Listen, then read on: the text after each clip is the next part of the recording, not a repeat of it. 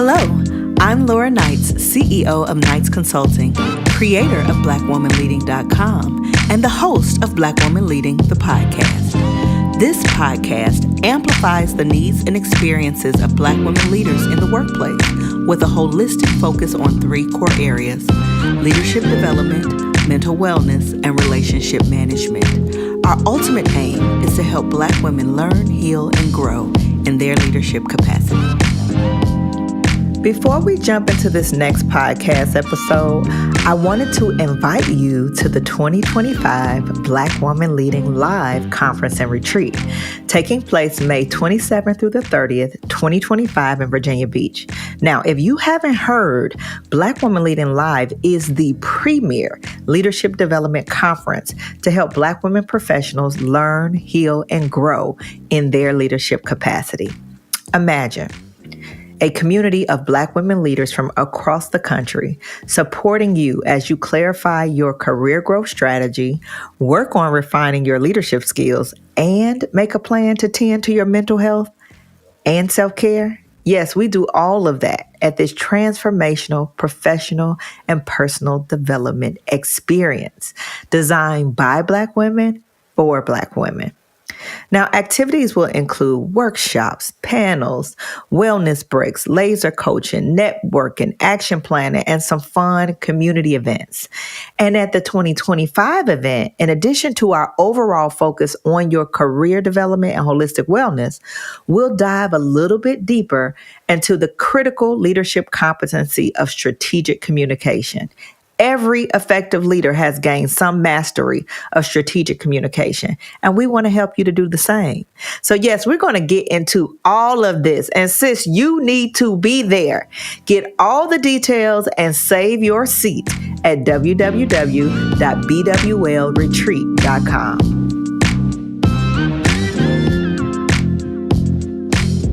All right, welcome everyone. Today we are talking about defining your leader story with Taiia Smart Young.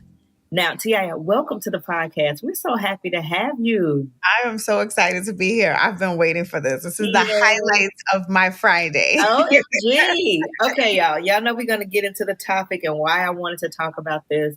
But first, let me give you the official on Taiia. Taiia Smart Young is a book coach, writing consultant, and story strategist. She teaches coaches, consultants, speakers, and entrepreneurs how to use their expertise and experiences to write and self-publish brand-building, sticky stories that make bank. Okay. Ms. Young has interviewed celebrities including Michelle Obama, Mary J. Blige, Nas, 50 y'all, Tabitha Brown, Lala Anthony, and more. Her work has appeared in Essence, Latina, Refinery29.com, Tidal, Verizon.com, and the New York Times. Taiia is the author of Step Into Your Story, Position Your Expertise, Propel Your Brand, and Prepare for Visibility by writing a best-selling book. The STEP, S-T-E-P, Into Your Story Writing and Publishing Intensive is based on the book. So she's got receipts, y'all. And this aspect of defining your story, we know our listeners are vast. A lot of people working inside of an organization, a lot of people having their own business, and some people doing both. Mm-hmm. But really what I wanted to tap into is this concept of the leader story. And the reason why I thought this was just timely for this season is a lot of our community members that are in our program, right? They don't realize that whether they are proactively crafting it or not, they have a personal brand, right? They have a story that is out there. And we really want to impress upon them to drive the narrative of that story, not to just let it happen, not to just let it be what it is, but to really drive the narrative to be aligned with how they want to be seen as leaders, professionals, business owners, whatever they are, but also to support their professional goals. And so wanting to do this, talk to someone who is a writer, who is a storyteller, to give us some insights on this from that professional lens, because people think I'm not a writer, I'm not a personal branding strategist, but you still have to do these things for yourself. So that's why I wanted to talk about this topic with Taiia. And how we met, T.I., I think we connected on Instagram We or connected on LinkedIn, actually. I was LinkedIn. stalking you. I was stalking you. And I Yes. was and I saw that the conference was happening, Black Women Leading, it was happening. Yes. And that's I said, okay, well, you know what? I'm gonna leave her a message so that when she Yes. gets Okay. back, So we met on right. LinkedIn. Yes. And then had an intro conversation, and it was really a vibe. So I'm like, yeah, girl, come on, let's talk about this. I'm But excited. let's jump into this. We really want to tap into Tia's expertise. But first, I love to always ask our guests, what does the phrase Black woman leading mean to you? And can you share a little bit about your journey at the BWL? Like, how have you gotten to this place of doing this work? Sure. For me, it means being in the forefront, right? Black, but you can also lead from the back. So don't get it wrong. If you're one of Yes, those people that doesn't like being in the front, doesn't like being the center of attention, that's fine. But to me, it means being in the forefront. It means being the person who people are looking up to. They're trusting your vision. They're trusting that you have their best interests at heart. I That's what it love means to that. me. I love that. Now tell us a little bit. We got to talk a bit. And you know what popped in my head after we got off the phone when we talked the last time? What's I was that? talking to my sister about just some people that was going to be on the podcast, and I mentioned that you used to be involved with Honey Magazine, and she said we used to have a subscription to that. I Yeah, was like, that was like I that. for I'm like, sure. we Yeah. had a whole little connection and didn't even realize that. So, give a little bit more about just your story as a writer. You've Sure. talked to, interviewed all of these folks, and doing some amazing stuff as a writer now. So you heard about a few of the people that I have interviewed throughout my career, but really, honestly and truly, my writing career started when I was in elementary school because I Wow, said I wanted to be a writer. And so my mother took me very seriously and she was like, okay, well, you're going to learn how to type. I You're love going to it. go to the library. You're going to read these books. And she really watered the seed that I was planting and had no idea that it was going to really morph into this thing. I told people when I was a little kid that I wanted to be a writer. Didn't really know what that meant, right? I knew Essence magazine came into the house. I knew Ebony magazine came into the house, and I was like, oh, this looks beautiful. Like I love the pictures and the Yeah. stories, and so that's how I ended up following that path. So my one of my first media internships was at Essence. Wow. And because I let them know, like, this is because they asked me when I was graduating, like, what do you want to do? And I was like, work here. What do you think I want to do? I want to be one of y'all. So how do I do that? And what happened was there was a woman who she let me know. She was like, listen, there's an opportunity that's I said a woman, but she really became a friend. She is a friend. She was like, there's an opportunity. I'm getting promoted. Do you want to come here? And I was like, yes. She was like, I'm going to help you and I'm going to prep you for that interview, but you got to go in there and you got to sell yourself. And so that was really like my first experience going into magazine publishing. And so I ended up having this great career in magazine and digital journalism. And so like you said, I worked at Latina. I co-founded Juicy Magazine with my soul friend, Paula T. Renfro. And we did that at a time when magazines were kind of going down, but it Wow. was still a great learning experience overall. I love that. I love that. And you already started to lean into our kind of topic today, even in that early experience with your friend saying, you got to sell yourself, right? Yeah. And that was about a story that you needed Yes. to tell, right? And so Yes. let's get into this topic. And just from your vantage point of crafting stories and documenting the experiences of Black women too, Mhm. right? What is the value you see of having a solid story to support a leader's personal brand? It separates you from everyone else. I always think like when I'm talking to my clients, they'll say things like, but there's so many doctors doing this, or there's so many social media strategists doing this. And we have to go back to what makes you different Yeah, from all of those other people. We gotta tap into our inner Jay-Z and be like, there's 1,000 of you, there's only one of me. Yes. Right. And so when we do that, that's when we look at what is specifically different about us. Like when I first got into book coaching, the thing that was different about me was that I saw the people out there, they didn't necessarily have a background in journalism. Maybe they had a degree, a master's in English, but they've never worked in publishing, right? Or maybe they just love writing and they said, oh, I want to help people craft stories. Yeah. I had a very specific leadership story to tell because I'd spent 20 plus years in magazine journalism and digital journalism. So it was like, here's what makes me different. Here's how I know how to hire editors. Here's why I know how to make sure that the copy and the images, they go well together, and it's not going to look crazy, and it's not going to be a low resolution photograph. Right? So those are the kinds of things you got to look for, the nuggets in your story, and pull those out. And that's how we make ourselves different. I love that. And you talked about some of your expertise. Some of the things we really impress upon our community members too, as they're building up their brand for that next opportunity, or to ask for that promotion, or even if they're business owners, to pitch their business to potential clients, things of the sort, is that, yes, it is that tactical thing, like that expertise, your 20 years in journalism, but it's also these things that are the essence of you, right? Your upbringing, your these unique life experiences that you have. And so many people feel like they don't have a sparkling, story to tell, but they overlook the value of integrating like all of our experiences in our stories. And you even talk about this power. I want to hear more of this power of leveraging your hashtag struggle story.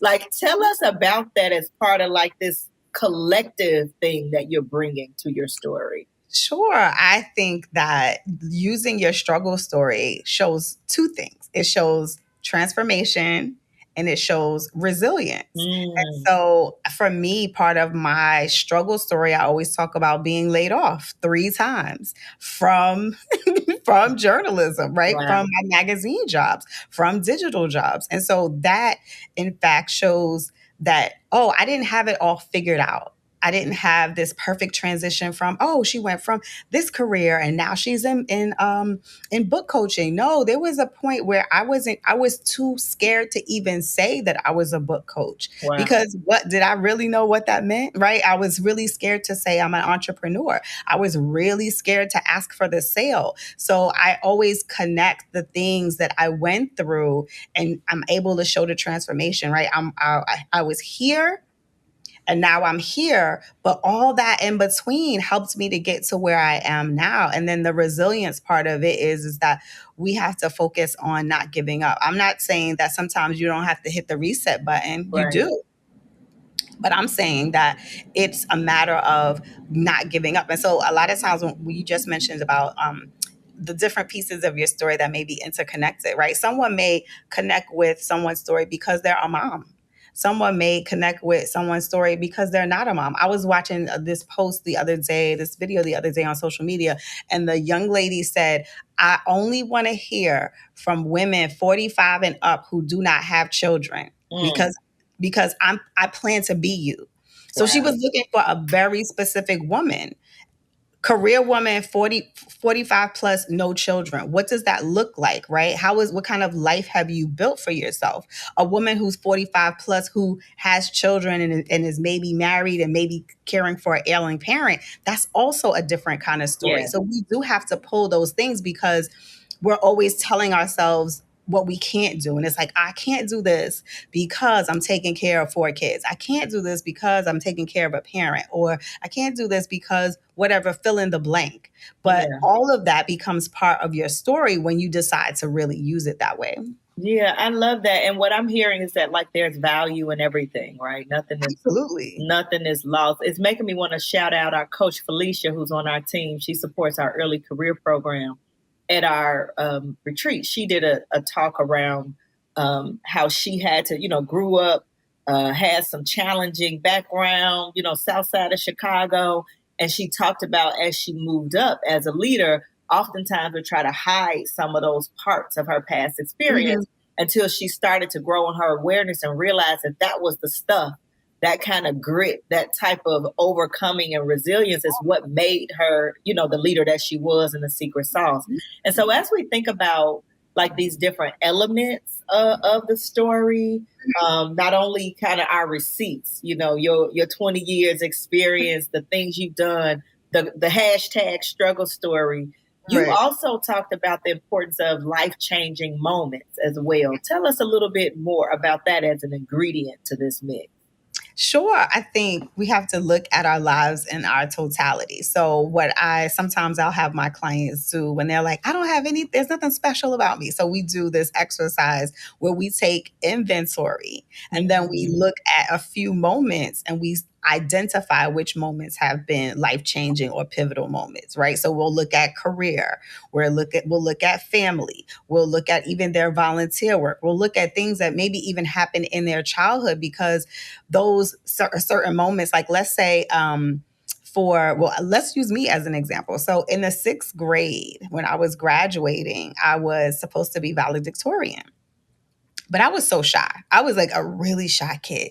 And so I would never look you in the face. My teacher used to write things on the report card like, Taiia she's so shy. She's so sweet. She's so smart. But sometimes she's so quiet. We don't know that she's in the room. Wow. And those kind of things, like they were looking back, I was like, wow, I didn't remember being that shy. But what ended up happening to me was that I was supposed to give the valedictory speech at graduation. I was overlooked because I was so shy and quiet. And that became a pivotal point for me, because what ended up happening was that I won this writing contest. And so my principal said, oh, she has to come and speak at graduation. So I ended up needing to speak anyway. And that is a life-changing moment for me. It started there at that speech at graduation. And then when I look at myself today, when I'm giving workshops, right? So who would have thought this shy girl would be the one that is now standing in front of people giving workshops? Who's the one who's giving, right? Who's speaking on panels and telling stories and that kind of thing. So we do need to look at the different stories of our lives, and we can find themes and we can connect them. I always think about for better or worse, whether you like the Jada Pinkett Worthy book or not, the whole book was about her feeling worthy. And so what she did throughout the book was she knew that this was a theme in her life. And so she pulled out those stories, and you're able to connect as a reader, because you're like, tag, I had some moments in my life too where I didn't feel worthy. Yeah. So. Yeah. Well, you know what? You're hitting on a point of the power of storytelling. And we see, we do a lot of work on the corporate side with executive leaders. And one of the big competencies there that we work on with them is strategic communication, storytelling. And to this point you're making about Jada Pinkett's book, right, is the power of storytelling, you all, is building emotional resonance at the end of the day, right? So that's the power of it, because you may be listening and saying, okay, how do I translate this to what I'm doing? I'm trying to get my team to do something, or I'm trying to get this next promotion. By crafting whatever that story is, if you're going to keep it pretty kind of work professional focused, and you talk about even some of these challenges you've overcome, just the struggle story of your career and how it has formed who you are now, you're doing that for emotional resonance so that people connect with you, they remember you, and then you get the job, or that you get the visibility opportunity. So, I don't want you to get stuck in the story about Jada. The power of that example that Taiia just taught us is that somebody reading that book saw themselves in it because of the story. That same thing is transferable to you. Somebody you're talking to, whether pitching your business, asking for the promotion at work, that compelling story, they will see some connection in you. And that's how you get opportunities. That's how you get people to buy into your ideas, to say yes, to give you money, Absolutely. There's a reason why you buy an iPhone versus an Android, right? Whatever story connects with you the most is where you're going to gravitate toward, where you're going to put your money, right? Storytelling increases the value of your product by 2,000%. Wow. 58% of people remember your story more than a list of facts. So you Wow. can say, oh yeah, I'm a doctor and 95% success rate with, removing X, Y, and Z from a patient. But once the minute that we have the said patient coming on screen and telling us why, right? Why this life-changing surgery meant so much to them, or what happened after they had the Yeah. surgery. That's what we're really buying. Yeah, it's great that the surgeon had the 95% success rate, but you need to see yourself. Like you said, it's that emotional connection, Yes. right? And if you are telling a strategic story as a leader, why is your team going to care about you if you're like, I'm all the way up here, I'm untouchable, I'm perfect, I've done Yes. everything right? They're like, oh, well, there's nothing No that, resonance. Yeah, no right. I resonance. don't connect with how you're leading me at all, because you're not even being vulnerable and telling me a little bit about yourself in terms of how you got here. Yeah. Yeah, that's good. And to the point, we know facts and figures are good. You want to have the 95% and the all of this kind of stuff is good. But when we really look at how our brains work, right? There's some really great research around like two parts, and I'll link it in the show notes in case you want to Mhm. check it out. Two parts of our brain are activated with facts and figures. So that's just the 95%, just the stats. Mhm. But eight parts of our brain are activated with stories, right? And That's if right. we think about the decision making center of our brain, which is our limbic brain in the center, that's the brain that's about meaning, around emotion, around feeling, but that's also the part of the brain that makes decisions. Mhm. Right. And so the storytelling is not just a good exercise. It literally is working with our kind of neurobiology too, in our Absolutely. kind of focus towards where we want to go. Yeah. Now, As what? Oh, Go go ahead. ahead. Go No, ahead. I What was did you just going say? to say that as entrepreneurs, when we think about even with sales, we're asking the person, like, what's going on in your life, because Yeah. we want to hear their story so we can make what we are pitching to them and presenting to them relevant in their lives, right? We want to Exactly. know their dreams, their goals, their aspirations. So if there's a person that wants to write a book, and I'm not talking to them in a way that I'm showing how important this book is to build their brand, then I've lost them. They Yep. don't see the relevance. Yep. In marketing language, they call it the WIIFM, the what's in it What's in for it me. for me? Yep. So what's in it? Think about whoever you're talking to. If it's the executive meeting, you need to pitch something in. If it's your team, you need to buy into your vision.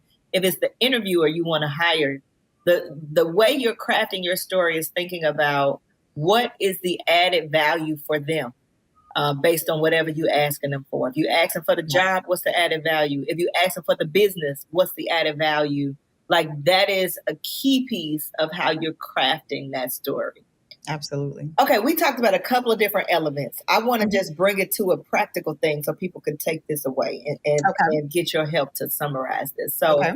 we talked about building blocks. So let's say somebody's listening and they're like, I have an opportunity coming up, or I have something I want to ask for, I want to advocate for myself. The building blocks of building out kind of this story pitch they want to say. You talked about a few things. I want to make sure I capture them, and if you would add anything else to it. So Sure. there's this piece of course, of assessing. You said it in a way when you were talking about your 20 years of experience. You said a term for it that was really Ooh, was good. it when I was talking about the career Yeah, inventory? career inventory. So doing your career inventory and looking at those tactical things, your skills, your expertise, and all of that. Mhm. But then you talked about the struggle story too. So Absolutely. what are the things that you can craft the resilience thing about? That this was a challenge, but here's the turning point, right? That I was Mhm. able to do. So those Mhm. are building blocks of your story. And then also these big life moments, right? That also formed who you are, form your perspective on leadership, your technical perspective, whatever that is, based on what you do. So there are these elements that we can use to kind of put together the messaging, right? Is there anything else we would add to that? Ooh, great question. Let's think about that for a Yeah, second. I think it's important too to know, and you might have a plan to talk about this. The people who have helped you get to where you are, right? There's a expression I learned or word I learned not too long ago. Friendsors. I always thought of mentors, but sometimes your friends can be your mentors as well. I think it's important to lift up and acknowledge the people who have been coaches to you, who've been consultants. I have this, and I started teaching it to young people, is about your personal board of directors. But for them, that sounds dry. So we call it the favorite five, I right? love And that. these are it could be your seer. This is the person who sees more for you than you see for yourself. It could be the social butterfly. This person is the connector, right? So I don't believe in anybody who's running around here talking about, I'm self-made, I'm self-made. That's BS. Right, None of us right, are right. self-made. We're here because of somebody had an opportunity. They saw something in us, or they connected us to an opportunity. And so it's important to say, like, that person who gave me my first internship or my first job, like, I remember having a PR internship and saying, "Ooh, this is not for me." Right? So I can even make a story about that in terms of realizing that what you may have thought you wanted, or maybe I was just testing the waters, all of that is still vital. It's still information. I can use that as in a terms of, I had this internship. I thought I was going to love it. It was with a major PR agency, but it turns out, and I had this internship when OJ was happening, right? Wow. So it was a hot time, but I still was like, ooh, I don't think this Not is my for thing. me. Not Right. my thing. So then we add into it then our connections, our community, and that's perfect on our theme, which is what we're going to go to next on the season. So we got these building blocks that we've kind of been able to do a bit of an inventory and assessment of what are kind of my secret sauce elements to build my leader story.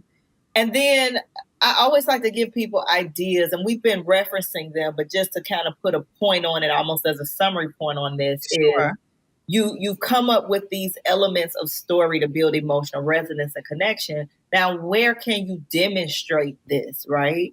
And so I think of a few things. The things we always think of course, is a job interview, asking for a promotion, if you're a business owner, pitching your business. But even I think about stuff like your LinkedIn profile, right?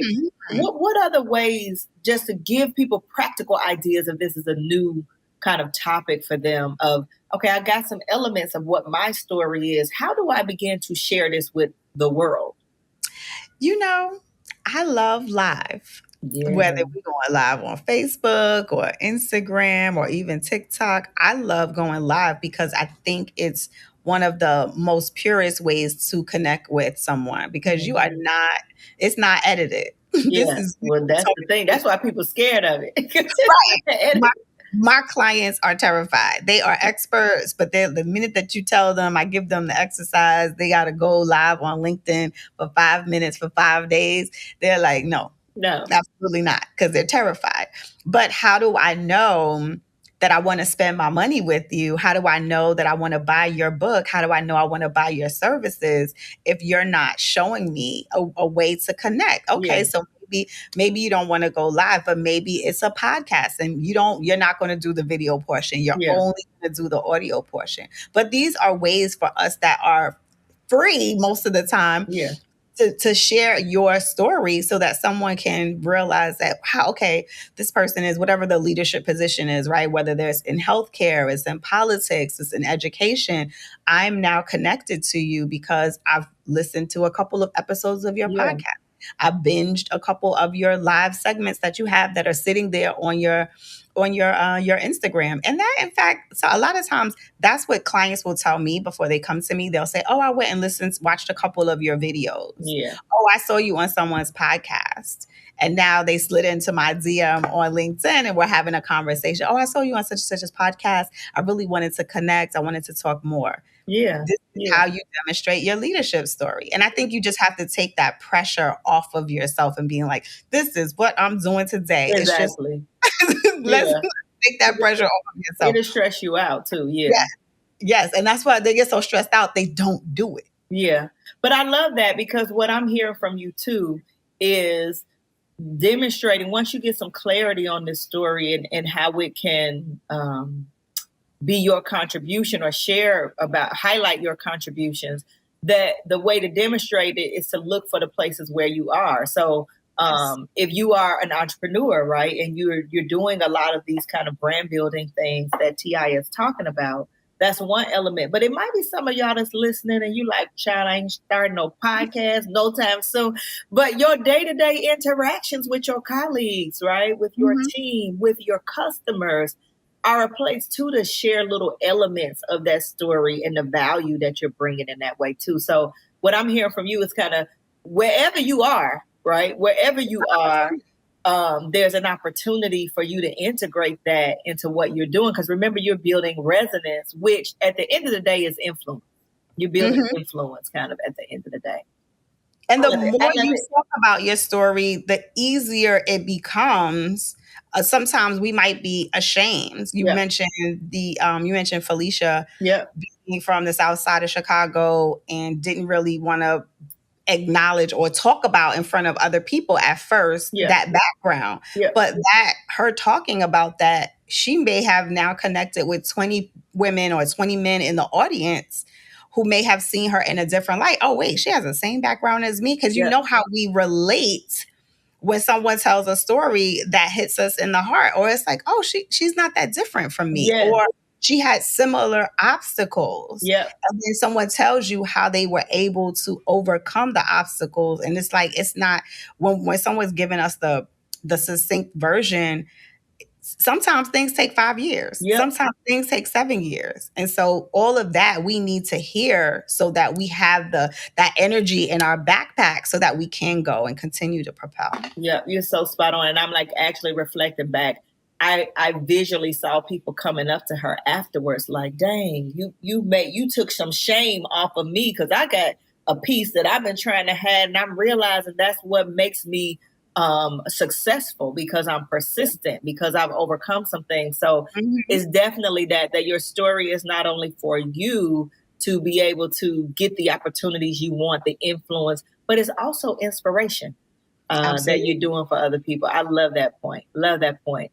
Now, our season's theme is community care is critical. And you already talked about your friend-tours and mentors, right? And the role that they play in helping you to cultivate your story. But on that same community vein, I'd like to ask you, because in Black Women Leading, we talk a lot about how we need mirrors to bring kind of our full selves, which is we're in connection, we're in community with each other, you doing your work, and you're a mirror of me. And so you enable me, just like you were talking about with the story, inspiring me to kind of do my work and give my contribution. So to ask you, who are your mirrors that have kind of supported your career growth and your development in this beautiful story you've been able to develop for yourself?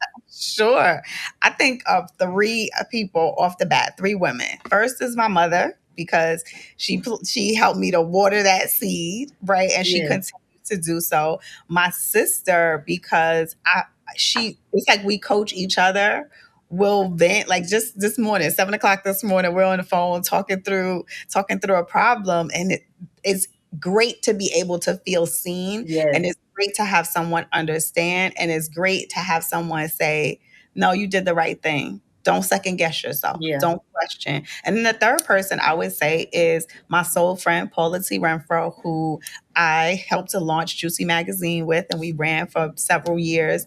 And one of the things that we do is we leave voice messages for each other every day. Every day. We start the day thanking God. We say, this is the day that the Lord has made, and we shall rejoice and be glad in it. Yes. Right? And then we leave a message and we say, this is what's going on with me today. How are you feeling? And so that in turn becomes, not only is it a mirror because we're talking about the things, the challenges that we're facing.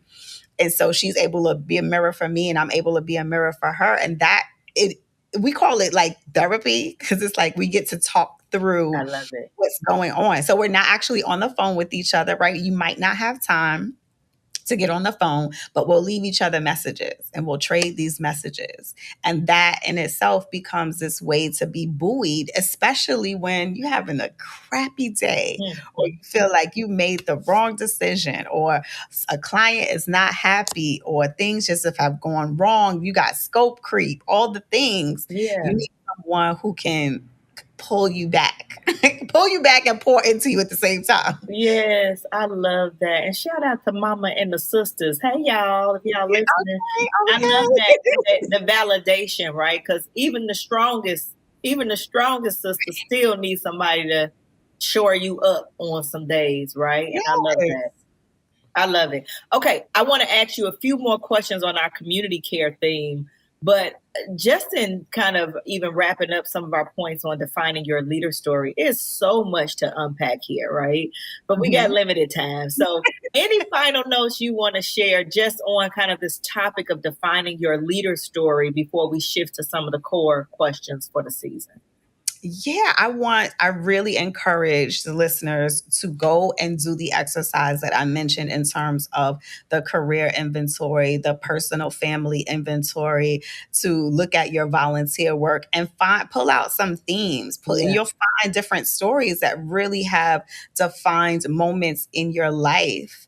And you may think it's not relevant at all, but I 9 times out of 10, I bet you it's still relevant in your life today, right? A story about you learning how to swim, or a story, an instance of you maybe drowning in a pool.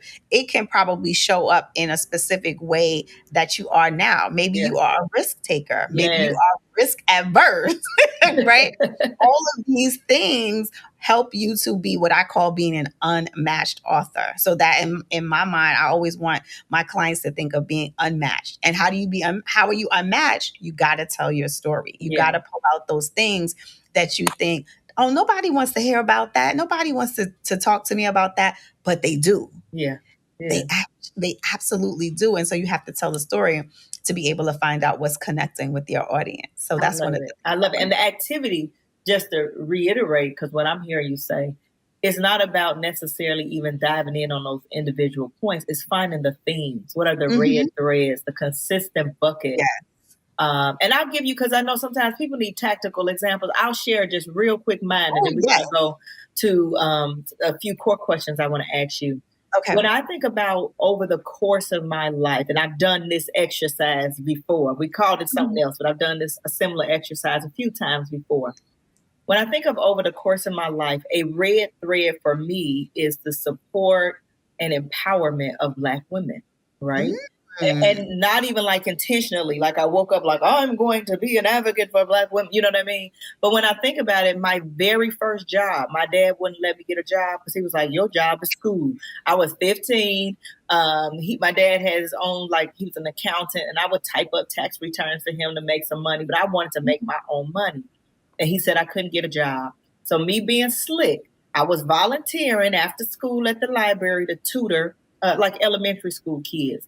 And a mom came up to me who her kids came every week to the little thing we did to tutor. It was like the high schoolers come tutor the elementary. She said, Mhm. my baby need a little bit more than this one day a week. If I pay you, can you like come to the house and do it? Your parents could come to my house to see ain't nothing crazy going on. And they Mhm. lived within walking distance around the corner from me. Didn't know that at the time. So I Okay. started tutoring her daughters. Faith and Joy were their names. They were Oh, like third and fifth grade. And I stayed with them until I got out of high school. But wow. that triggered me, having a little business. And my dad didn't view it as a job, even though I was getting paid for it. So it let me do my thing. But the key point is during that season, Faith and Joy went through a lot in their life.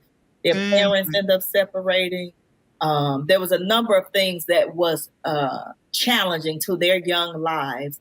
And who was a constant thread there? You Their were. tutor. Okay, so that was my first experience. When I went to college, joined, my mother was like, get involved in that Black Christian organization so you can, not be no heathen out there. So I got involved. I sang in the gospel choir, and I was asked to lead the women's prayer group. So I'm like, I'm trying to keep my life together. How am I gonna do? And it was nothing but the girls meeting at my apartment to talk about our challenges and how we were still trying to be faithful to God as young, college girls. Mhm. That was Mhm. all college. Graduated from college, became a social worker, amongst other things I did. And I was a family therapist. Who was all my clients? Black girls and women. Mhm. When I went into entrepreneurship, small business advisor, all of my clients were Black women founders. And now look at what I'm doing, Black Woman Leader. Right. So as I do that, part of my story, if you invite me to speak somewhere, you read my bio, I talk about my whole life being devoted to the empowerment of Black women. And this is just my latest iteration of it, right? So you may have that same thing and it may be something different, but the exercise is, have you done the reflection to see what are the consistent threads that come up that are indicators of your secret sauce, indicators of the value that you bring to the world. Absolutely. Yeah. I love the way you connected that, because we think of them as individual experiences. And unless you take a minute to do the exercise and then pull them together, that's when wow, I really do have this comprehensive story of, wow, I've been a mentor and I've been a champion of making sure that, women are leading or women are speaking. And I've done it at these various points in my life. Yeah. And when I think about, for me, saying in the 5th grade that I wanted to be a writer and being focused on story at various points of my life, there's been moments when people have said, oh, there's a program, because they knew that I wanted to be a writer. There's a program that you should be in. Yeah. Well, my mother said, oh, New York Association of Black Journalists, they got this program for teens. I'm signing you up, whether you want to be signed up or not, right? And so that means I now have another story to pull from, and it's connected to all of these different ways that I've been a storyteller. And you've been a storyteller since you were a child, right? Exactly. And I like to think of it, you can't run from purpose, right? That's like you don't know your purpose. You don't have language for it. Do this exercise that Taiia is telling you to do. You're going to see the red thread, and I bet you it's going to point you towards your purpose. Absolutely. It's going to point you towards your purpose. Oh, I love it. Okay, so our season's thing is community care is critical. And we look at all of our guests as role models of trying to do this thing and trying to be balanced and trying to do all of this. So thinking about that element, part of community care is being able to refill your own cup so that you can then pour into your community. So what does self-care look like for you these days? Like, how are you taking care of yourself these days? It looks like retreating and saying no. Ooh. Sometimes I feel like I had this thing of, my plate, I'm not really busy until it's overflowing. And it's like, sometimes I can't. First of all, I got to realize there's a difference between 31-year-old T and 51-year-old T, right? There's a whole lot of capacity difference, whole lot of interest difference. And so sometimes it is really a matter of saying no. It's a matter of saying, I can't do that. Thank you for thinking of me, but this does not align with where I am right now. And so retreating means saying no, but it also means some naps. Remember how when we were kids, like somebody would nap, honey, make you take a little nap, you come back refreshed, and you ready to play. Listen, I have rediscovered naps.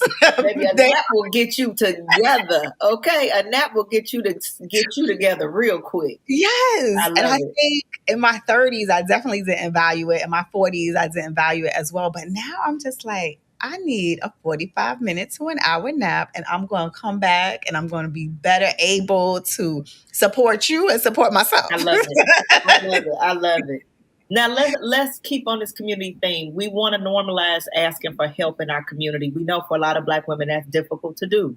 Just like the saying no and the boundaries you talking about is difficult to do for some people. Can you share a time when you asked for help and it made the difference for you? Oh, yes. So I was working in magazines at the time. I had a new position as a managing editor for the hip hop magazine Double XL. And at my first few weeks, I felt like I was drowning. I had made the transition to go back into magazines. I had a brief stint in nonprofit world.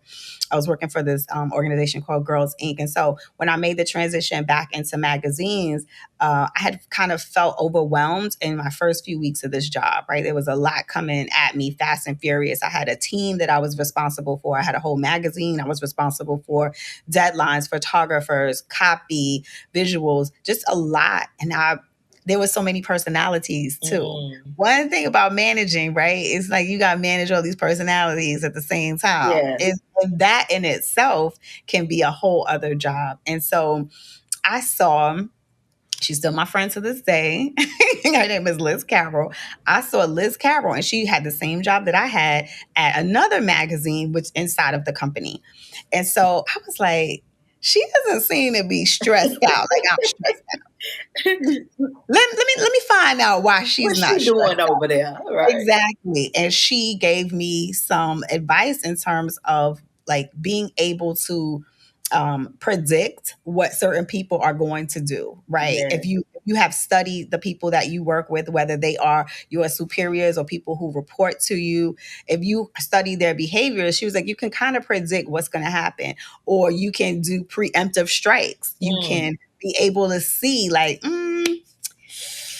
this is going to be a problem 2 minutes from now. So yes. how do I formulate a plan? And one of the biggest things she told me is like, don't take any of this personal. She was like, I don't want you to take it home with you. Cause I was taking it home and I was being frustrated. And so when I asked her for help, we went out to lunch and we developed a friendship from there. And we still have that I friendship. love And that. it's great to be able, I think we're scared to ask for help because we don't want to seem like weak or we don't have the answers, but we don't have all the answers. And someone else, if they do have the answer, they're able to help you and take so much relief off of you. So what ended up happening for me was I stayed as a managing editor. I believe I was a managing editor for the magazine for like 5 years. And after I switched over to Juicy, which is another magazine under the same publication, under the same publishing company, they had 7 managing editors that came behind me. 7 Wow. in Wow. a short amount. I think it was like maybe a 2-year period. And I was like, oh, they didn't ask Liz. They didn't ask Liz. I was still there. They didn't ask me for the secret sauce, Yeah. right? So it was like being able to learn your staff and know your staff. No, like it's really important, I think, to be able to know what motivates people, Yep. what drives them, right? There's a lot of times when we're doing like job interviews, we want to focus on the tactical skills, but like what about the cultural stuff, Yes. right? What is how do you view work? What's important to you? What do you value? Those kinds of things are important too. And by Liz teaching me that, I don't even know if she knows that she taught me that, Yeah. right? It was just this Wow. conversation of this is what I would do, Yeah. right? And so being able to now study the people who I had to report to, study the people who were reporting to me, I was like, okay, I'm getting it. Yeah. And you know how sometimes it's like it's difficult to get a project from somebody. What you got to do to get that project, right? And sometimes it is a matter of asking the person, how can I support you? Yeah. Because they might be having an issue that they're struggling with, and they don't feel supported, or they don't know how to get out of it. And so how can I support you is a really easy question. It doesn't mean that you have to necessarily support them with your sweat equity. It could be, okay, I'm going to put you in Yeah. touch with Connecting resources, right? Yeah. exactly. Yeah. And the leadership competency for what our sister is talking to us about is called managing up. Oh, You are trying to determine, what do I need to do to activate this manager, to activate this leader, to give me what I need to do my work, or to point me into this direction. That being able to kind of look at the landscape and identify, we call that managing up, and that is a real leadership competency. I love it. All right, last question for you. We hey. talked about how you ask for help. Hmm. I love to ask too, what is your care superpower? What do you offer to your community that creates a soft space for others to land? I think I don't judge. Mm, I'm not, you're not gonna get me to judge you and make you feel bad about a decision that you made. I think there's enough people judging us and we're tormenting ourselves. And so I think that what the thing that I love is that if people allow me to show up as my authentic self and not be judged, then I want to be able to be that for someone else. And yeah, so that's what I am for my community. A lot of times people will say, I appreciate the way you made me laugh on that live. My mother always says to me, you can laugh at yourself. How are you able to laugh at yourself? I was like, I can't take it too seriously because yeah, I'm gonna make more mistakes. yeah, yeah. So I I love might that. as well go ahead and laugh at myself and then course correct. I love it. A non-judgmental ear. Don't we need Yeah. that? Oh, this is so good. This has been so great talking to you. Thank you for sharing your wisdom, your expertise with our listeners. Tell us what you have going on and where people can connect with you beyond the podcast. Sure, absolutely. So, if they would like an opportunity to figure out how to be an unmatched author, and really the exercises in this workbook can apply for anyone in a leadership position or aspiring to be in a leadership position, they can go to TaiiaSmartYoung.com/unmatched, and they can download the unmatched playbook. And so it'll take you through a series of exercises of figuring out how you can be unmatched. What's your leadership story? How do you want to show up? And I'm in the process of launching a group VIP day. I'm testing it out. Yeah. So we do virtual at first and in person later on. But I'm looking for 5 to 10 leaders who want to work on writing their leadership book. So they may have no idea of what their story is. And this is a perfect opportunity to sit for a few hours and to figure it out in a space with like-minded people. So everybody is going to be on the same footing. Everyone is going to be a leader. Everyone's going to be trying to figure out how to tell their story and what's the best story to tell. Because I think a lot of times too, they get intimidated, like, oh, I have so many stories. But it's TRI, the right story, versus TMI, too much information. Okay. Everybody needs to know everything now. Everything, right? They're like, and then this happened. And then it's like, no, we don't need to know all that. No, streamline it, baby. Streamline. Well, as you would say, give me the executive summary. Yes. Well, Taiia going to help you to do it, okay? We'll put those links in the show notes if that resonates with you and something that you're interested in. And you all make sure you're following her, supporting what she's doing on all her social media platforms that are also in the show notes. All right, y'all. If you found this information useful today, share it with your friends, share it with your colleagues in your network. We're on all major podcast platforms. Make sure you follow us, subscribe, rate, review, comment, all the things to help us continue to amplify this work that we're doing at Black Woman Leading. You can follow us on Facebook, Instagram, and LinkedIn at Black Woman Leading, or visit our website at blackwomanleading.com to learn more about our events, our programs.